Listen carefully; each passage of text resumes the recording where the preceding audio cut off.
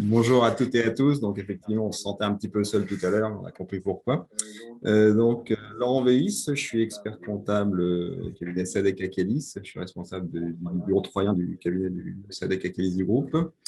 Ce qu'on a évoqué, ce qu'on va évoquer ce matin, ce sont pardon, un petit point sur la TVA à taux réduit dans le bâtiment. Alors, quand on dit TVA à taux réduit, on pourrait même mettre au pluriel, puisqu'en fait, on a deux taux applicables, hein, une TVA à 10% et une TVA à 5,5 et pour certaines opérations. Et on a voulu faire un petit focus sur cette TVA à taux réduit parce qu'on on trouvait qu'effectivement, elle était des fois mal appliquée. Alors, certaines fois, elle était appliquée à tort et du coup, vous mettez en risque par rapport à ça, hein, puisque le risque, c'est de devoir repayer le différentiel. Et puis surtout, ce qu'on observe surtout, c'est que des fois, on a des devis qui arrivent avec une TVA qui est mal appliquée, hein, qui est appliquée à tort à un taux de pourcent. Ça peut être soit un risque de perte de marché pour vous, hein, parce que vous avez un confrère qui fait un devis avec un taux de TVA à taux réduit et vous à 20%, effectivement, le particulier va faire le différentiel de prix sur la dernière ligne. Ou alors, si le particulier accepte et que vous facturez à 20%, c'est 10 points de marge en moins pour vos entreprises. Hein, donc, on voulait refaire un petit focus là-dessus pour vous expliquer un petit peu les tenants et les aboutissants de ce dispositif qui a été mis en place pour soutenir l'activité bâtiment depuis quelques années. Voilà. Alors, ce que je vous propose sur le plan d'intervention, c'est que dans un premier temps, on voit quels sont les locaux concernés par ce dispositif. On regardera, avant de voir les opérations concernées, quels sont les travaux du coup, qui sont exclus du dispositif, hein, qui sont de façon générale les travaux de construction ou considérés comme de la reconstruction. On fera ensuite un focus sur les opérations particulières, hein, aménagement de combles, des choses comme ça. Un petit point particulier sur les travaux d'amélioration de la qualité énergétique qui, eux, sont éligibles cette fois-ci au taux super réduit, c'est-à-dire 5,5%. Et puis, on regardera rapidement les obligations déclaratives administratives, c'est-à-dire ce qui vous permet de justifier cette TVA à taux réduit, ce sont les attestations que vous devez garder précieusement. Alors, le premier point sur les locaux concernés. Donc, il s'agit de locaux à usage d'habitation. Il n'y a pas d'ambiguïté effectivement sur le texte. On est bien sur des locaux à usage d'habitation. Et la deuxième condition, c'est que ces locaux doivent être achevés depuis plus de 2 ans. Et pour le calcul de ce délai de 2 ans, donc comme point de départ, on a la déclaration d'achèvement, hein, si vous travaillez sur des bâtiments qui ont été construits récemment. Donc, c'est la déclaration d'achèvement qui est le point de départ de ce délai de 2 ans. Et le point d'arrivée du délai de 2 ans, c'est au plus tard la date de début d'exécution des travaux. Donc, voilà comment c'est défini.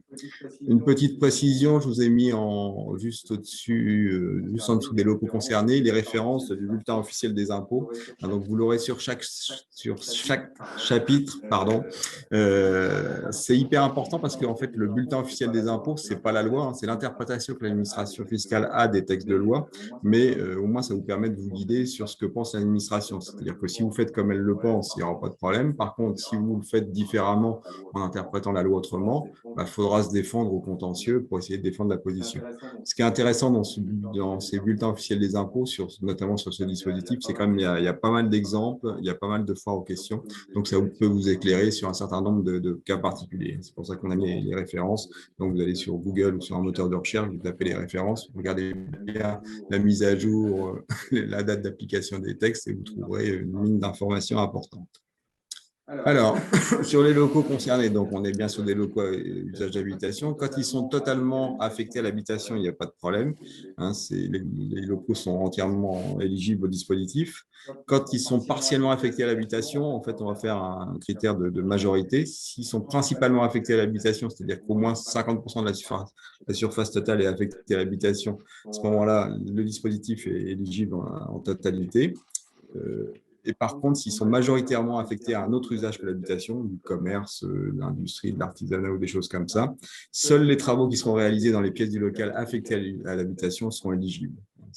Donc, voilà comment on définit les travaux et l'éligibilité du taux réduit sur ces travaux.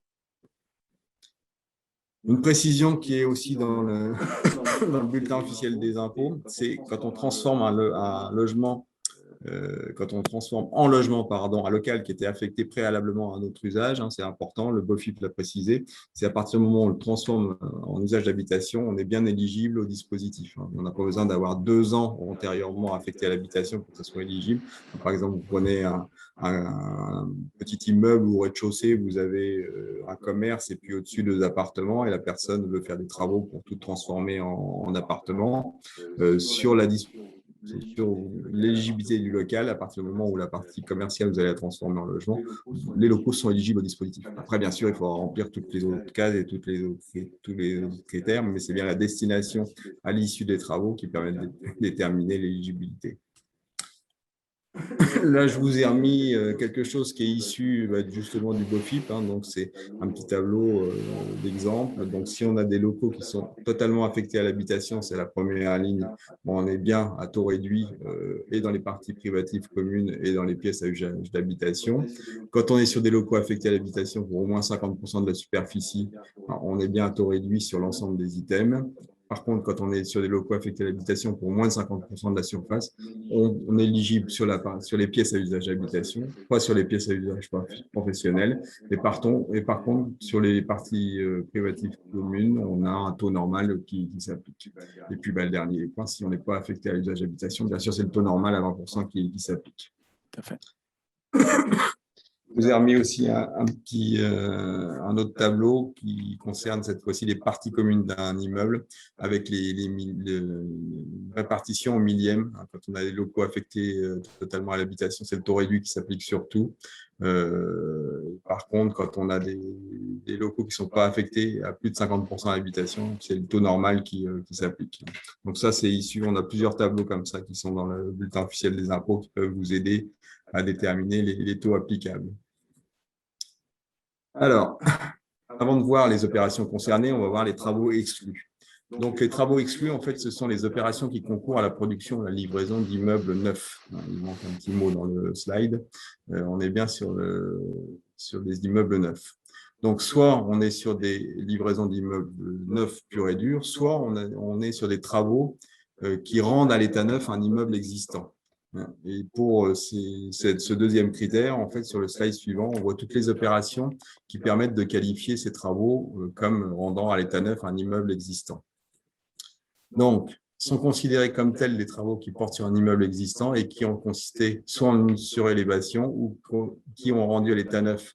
Alors, on va prendre item par item, hein, soit la majorité des fondations, soit la majorité des éléments hors fondation qui déterminent la résistance et la rigidité de l'ouvrage, soit la majorité de la consistance des façades hors abalement, soit, et ça c'est un article entier, l'ensemble des éléments de seconde œuvre énumérés à l'article 254A du CGI pour une proportion au moins égale à 2/3 pour chacun d'entre eux. On va revenir sur chacun des critères.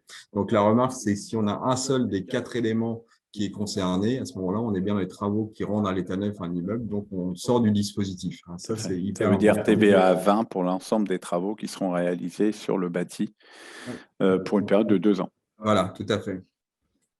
Alors, sur les précisions, donc les fondations, alors, je pense que vous en savez plus que moi à ce niveau-là, hein, mais les fondations, c'est bien, ce sont bien les éléments qui composent le socle et l'assise stable d'une construction.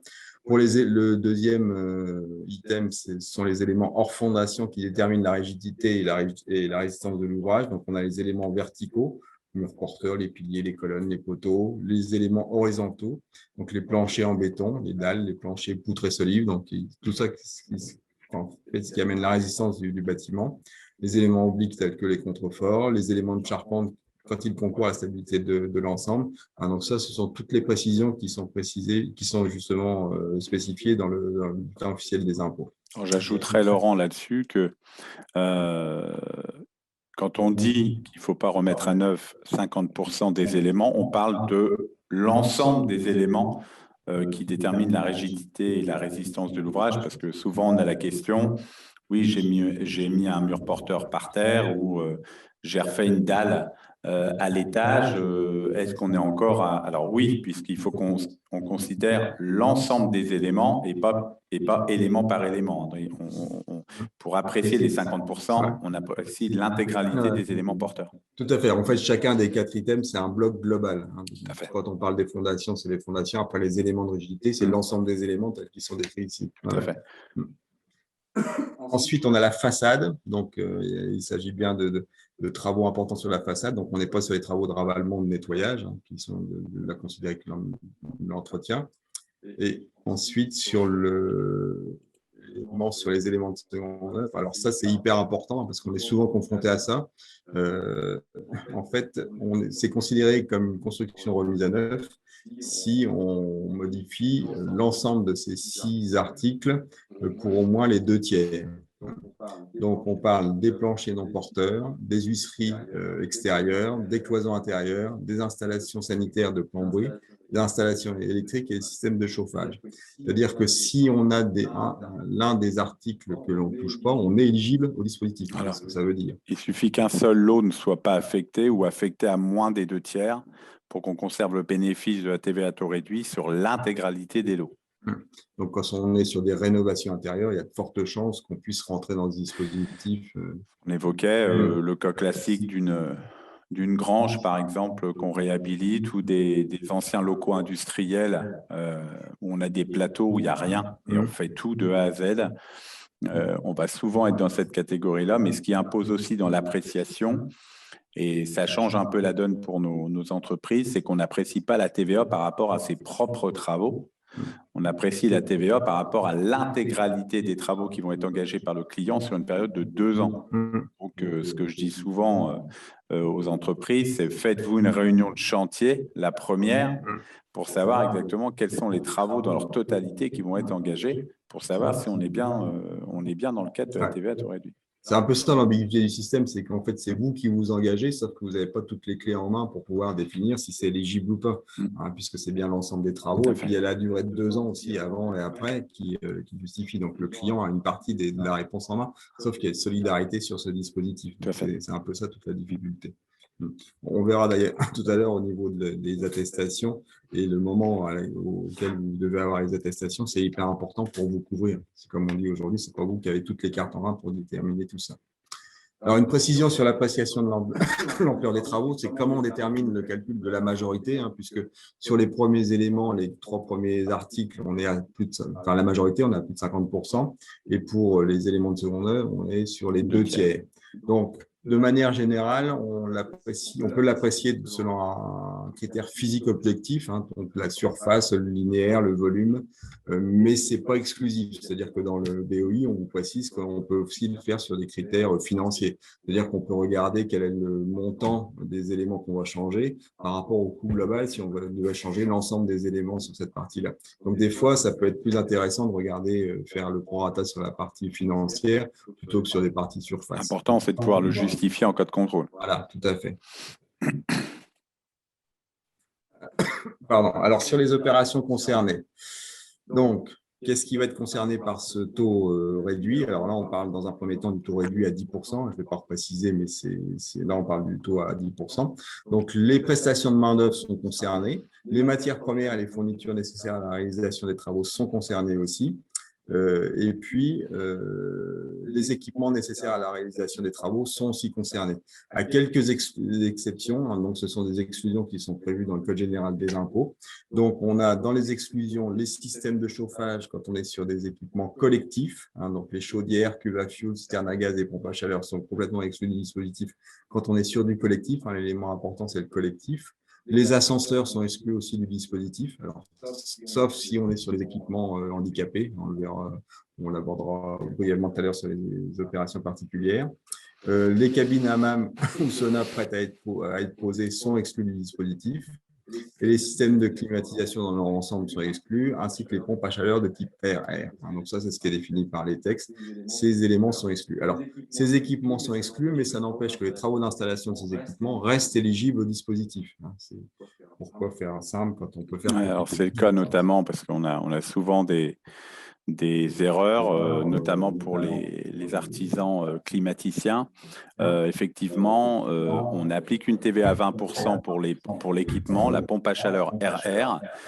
En revanche, on appliquera une TVA à taux réduit de 10% sur la main-d'œuvre. J'en profite pour ajouter que pour les micro-entrepreneurs, qui sont quand même assez nombreux désormais, qui très souvent, c'est le client qui achète les équipements, ça n'empêche pas que Ah bah non, ils sont pas à la TVA.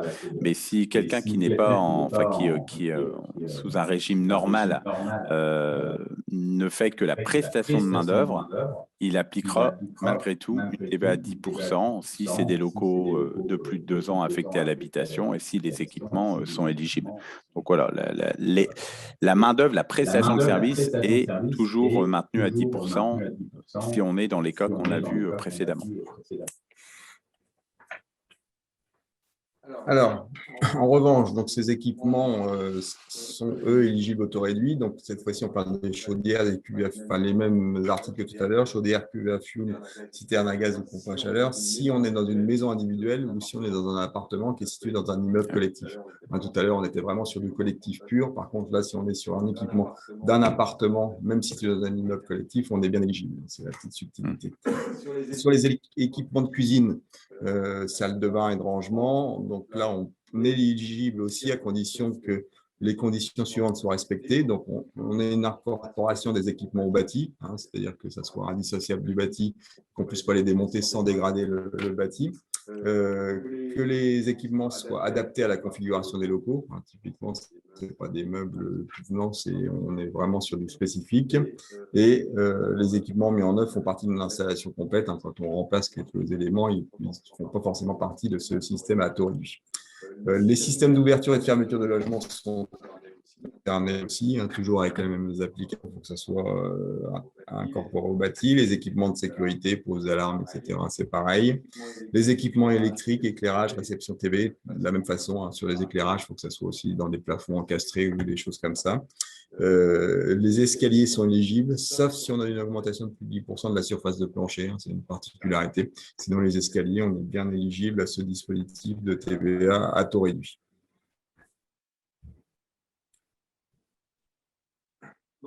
Donc, après avoir vu les opérations courantes, on a quelques précisions justement dans le bulletin officiel des impôts sur des opérations particulières, par exemple des aménagements de greniers ou de combles.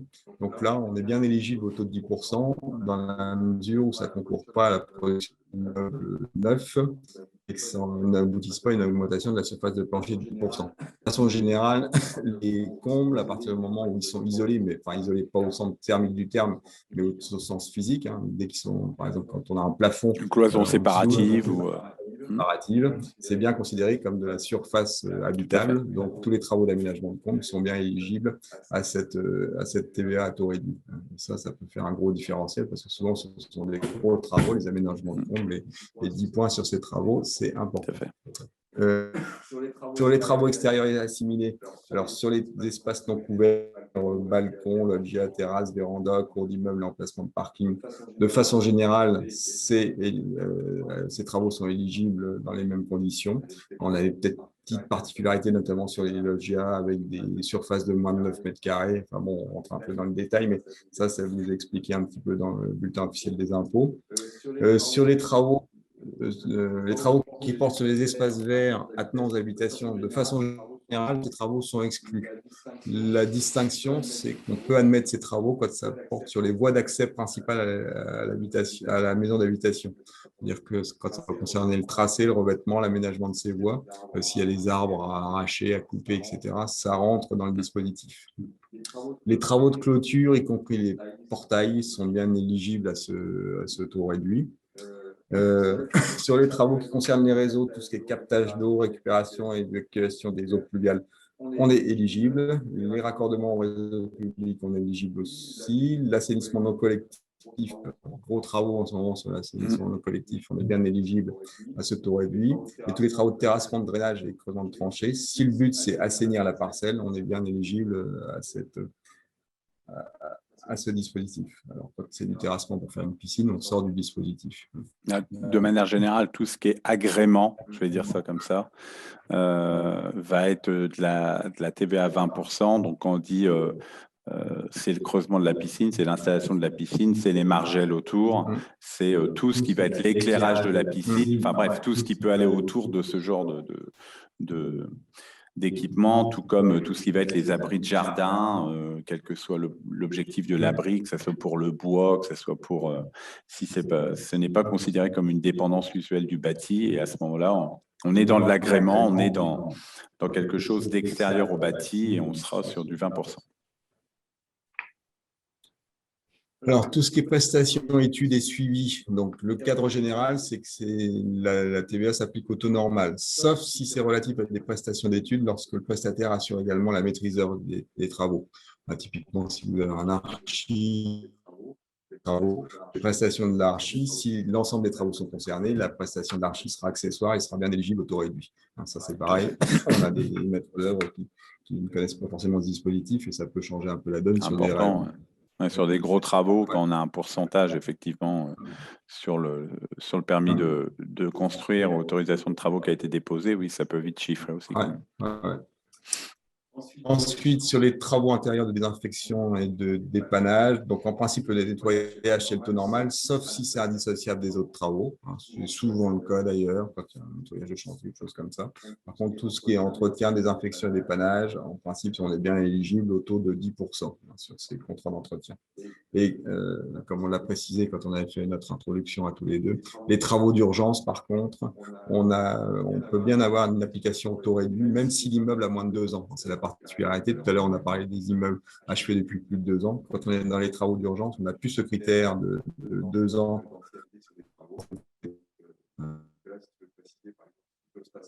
Se passer en ce moment. Oui, c'est le cas classique de la tempête ou une maison qui se retrouverait soumise aux éléments et il faut intervenir sur une mise hors d'eau en urgence. À ce moment-là, effectivement, il conviendra d'appliquer une TVA à taux réduit de manière exceptionnelle. Voilà, donc c'est ce qu'on appelle les travaux d'urgence. En général, les assureurs sont assez vigilants sur ces sujets-là, puisque très souvent, qui dit travaux d'urgence dit assurance. J'ajouterais également que concernant les prestations d'entretien dépannage, le taux de TVA à 10% suit aussi le taux, on en parlera tout à l'heure, appliqué à l'équipement principal. C'est-à-dire que si on est dans le cas d'un entretien d'une chaudière à condensation qui bénéficie de la TVA 5,5, l'entretien est à 5,5 également. On a souvent des questions là-dessus. Et puis également, au titre de ce qui a été évoqué là, je préciserai que tous les travaux de démolition, c'est un peu la même chose, c'est-à-dire que si c'est une démolition simple, on appliquera une TVA à 20%. Si c'est une démolition qui précède des travaux d'amélioration du bâti, alors ils bénéficieront d'une TVA à taux réduit au titre, on va dire, un petit peu des travaux induits par les travaux principaux qui sont éligibles. Oui, tout à fait. On regarde l'opération globale en Exactement. réalité, et on rattache effectivement les accessoires à l'opération principale. Alors, travaux d'amélioration de la qualité énergétique. Je te laisse peut-être la main, Nicolas, puisque tu es très au point sur ce sujet. Oui, alors, depuis quelques années, effectivement, on a une TVA particulière sur tout ce qui est travaux d'amélioration de la qualité énergétique. Alors, ça concerne les mêmes locaux, finalement, que la TVA à 10%, à savoir les locaux à usage d'habitation achevés depuis plus de 2 ans. Mais ça va plus loin, puisque je viens d'ailleurs un petit peu d'en parler. On intègre dans les taux, les travaux éligibles à TVA 5,5, ce qu'on va appeler les travaux induits, c'est-à-dire les travaux qui sont indissociablement liés aux travaux principaux. Alors, les équipements qui sont éligibles au taux réduit de 5,5, donc on va avoir tout ce qui est pose, installation, entretien, je viens d'en parler, et la fourniture des matériaux, appareils, équipements qui sont mentionnés donc à l'article qui est indiqué.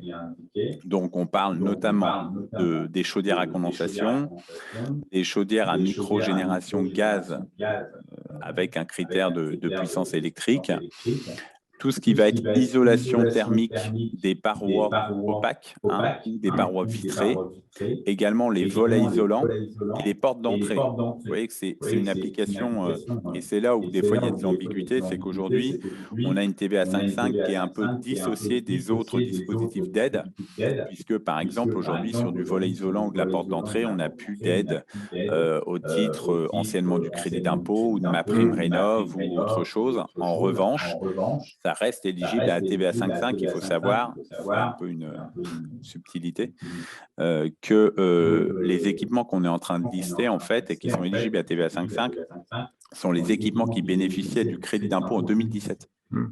Donc, c'est pour ça qu'il y a comme ça une dissociation des deux.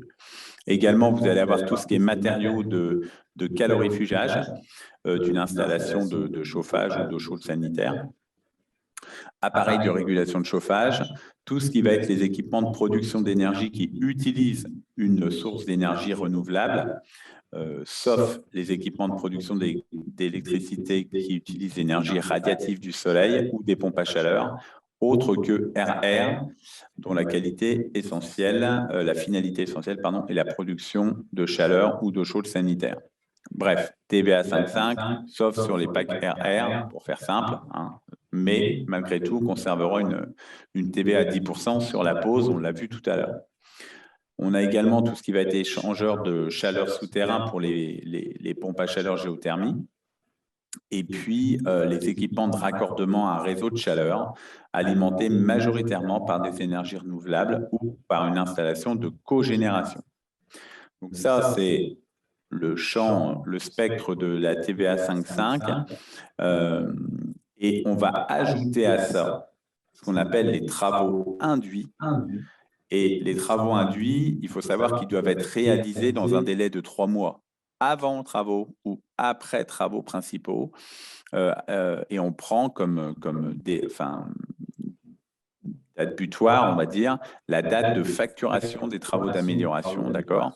Donc, si une intervention préalable aux travaux principaux, il faut que cette installation ait lieu au plus tôt dans les 3 mois précédents ou au plus tard dans les 3 mois suivants.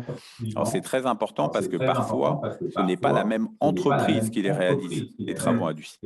Donc, et dans ce cas de figure-là, il faudra bien préciser, par exemple, pour l'entreprise, on parle d'une pompe à chaleur géothermique, admettons que le forage soit réalisé par une autre entreprise, il faut absolument que le forage soit réalisé dans les 3 mois précédents et que sur la facture de l'entreprise qui fait le forage, elle précise que c'est des travaux induits de l'installation principale de géothermie pour que ça soit bien éligible à la TVA 5.5.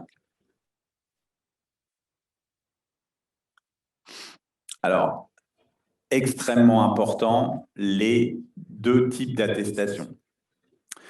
Alors, le premier modèle, Laurent nous a mis la codification complète, 1300 SD, nous on l'appelle l'attestation dite normale, qui en fait, on va faire remplir cette attestation lorsque vous touchez, en tout cas le client, dans sa liste de travaux, touche aux grosses œuvres, même pour une partie congrue, on va faire compléter une attestation dite normale qui est plus forte, on va dire, plus complète que l'attestation simplifiée que souvent les entreprises font compléter d'ailleurs, et on constate souvent exclusivement la simplifiée d'ailleurs, même quand on devrait remplir la normale.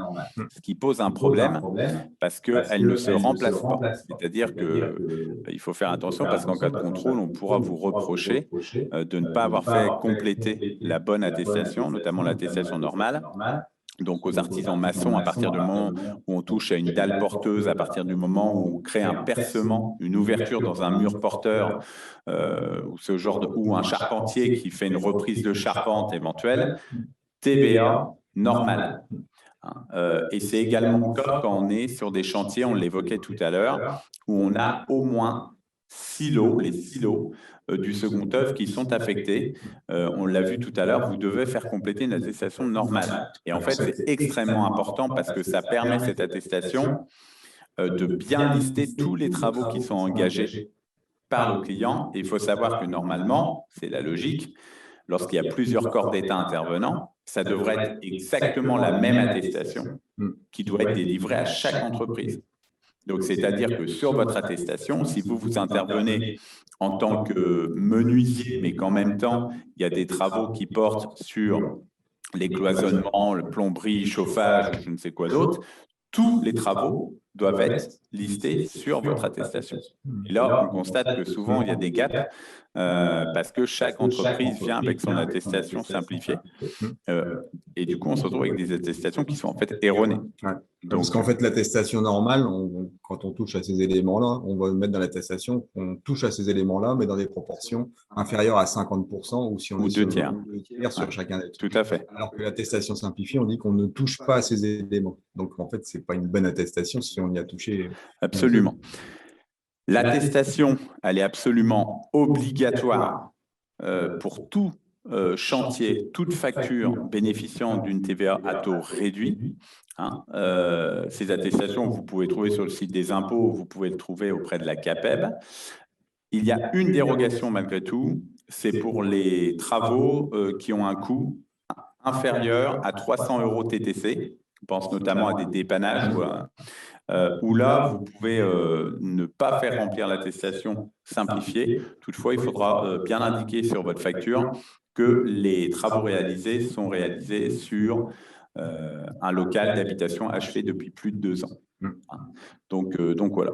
Mais soyez très, très, très vigilants sur cette application de TVA et sur ces histoires d'attestation, puisqu'on vous rappelle quand même qu'il y a une co-responsabilité ou une co-solidarité au niveau de la TVA, c'est-à-dire que l'entreprise sera appelée en remboursement de la TVA si elle n'est pas correctement appliquée. Donc, c'est quand même problématique parce que la TVA, vous en êtes que le collecteur, donc ça veut dire qu'elle ne tombe pas dans votre poche.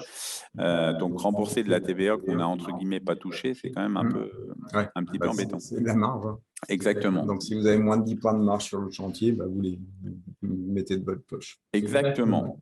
Je crois qu'on est arrivé au bout. Mais juste peut-être une petite précision sur les attestations. La date à laquelle vous devez avoir l'attestation, c'est au plus tard à la première facture.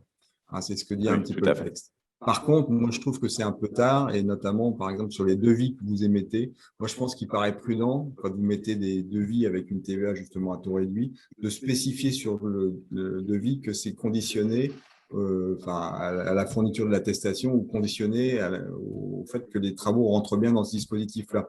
Comme on disait tout à l'heure, vous ne maîtrisez pas l'ensemble, vous maîtrisez juste votre partie et c'est le client qui a la connaissance globale de ces travaux. Donc, c'est un peu l'ambiguïté du système, c'est que c'est vous qui vous engagez alors que vous n'avez pas toutes les cartes en main. Donc, ça paraît important sur vos devis de préciser que l'application du taux réduit tel que vous la présentez sur le devis est conditionnée au respect du dispositif fiscaux et éligible. Comme ça vous permet, si jamais les travaux ne rentrent pas, de vous retourner contre le client. Parce qu'aujourd'hui, quand vous avez un client particulier, de jurisprudence constante, vous êtes engagé sur le montant en bas de la facture, sur le montant TTC. Donc, un client de mauvaise foi pourrait vous dire vous avez appliqué la TVA à 10%, je ne vous ai rien demandé. En réalité, il n'y a pas d'attestation parce qu'on n'est pas éligible. Et puis, c'est une source de conflit avec le client. Donc, soyez prudents dès vos devis à mettre une mention. On a des mentions types, effectivement, qu'on propose à nos artisans de mettre sur leur facture, devis facture. Également, je voulais compléter en vous disant que pour les entreprises qui le souhaitent, il y en a déjà beaucoup qui l'ont fait, on propose une journée de formation complète sur les aides à l'habitat et notamment, alors on rebat en long, en large et en travers la TVA à taux réduit avec des exemples concrets, ainsi de suite. On reparle évidemment des attestations. Donc, n'hésitez pas à vous inscrire. Et après, par contre, si vous avez des questions très pratiques, vous contactez Clément ou moi-même à la CAPEB, sachant qu'on a également un guide pratique qui a un abécédaire, un guide pratique de la TVA à taux réduit qui peut déjà répondre à beaucoup de vos questions.